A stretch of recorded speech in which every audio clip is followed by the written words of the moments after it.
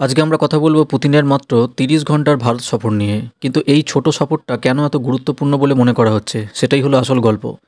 ৪ এবং ৫ই ডিসেম্বর রাশিয়ার প্রেসিডেন্ট ভ্লাদিমির পুতিন থাকছেন দিল্লিতে প্রধানমন্ত্রী নরেন্দ্র মোদীর সঙ্গে বার্ষিক সামিটে যোগ দিতে।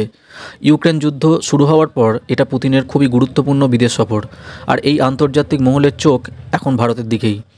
এবার মজার ব্যাপার হলো, এই সফরে শুধু সৌজন্য সাক্ষাৎ হবে না, দু দেশ একসঙ্গে প্রায় 10টা আন্তর্জাতিক সরকারি চুক্তি, 15টি বাণিজ্যিক চুক্তি সই করার প্ল্যান করছে।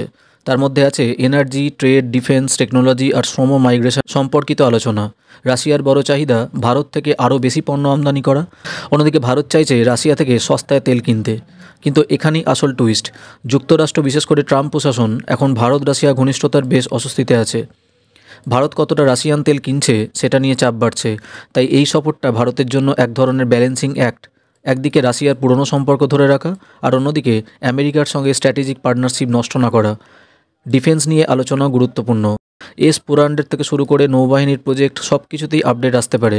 পাশাপাশি রাশিয়ার ব্যাংক এবং ট্রেড সিস্টেম ভারতীয় বাজারের সাথে আরও গভীরভাবে যুক্ত হতে চাইছে। সব মিলিয়ে পুতিনের এই 30 ঘন্টা সময়ে ছোট হলেও কূটনৈতিকভাবে এটা অনেক বড়। বিশ্ব রাজনীতির টানাপোড়েন ভারত কোন দিকে দাঁড়াবে তার একটা ইঙ্গিত মিলবে এই মিটিং থেকে। ভিডিওটি ইনফরমেটিভ মনে হলে লাইক, শেয়ার, কমেন্ট করতে ভুলবেন না। ধন্যবাদ।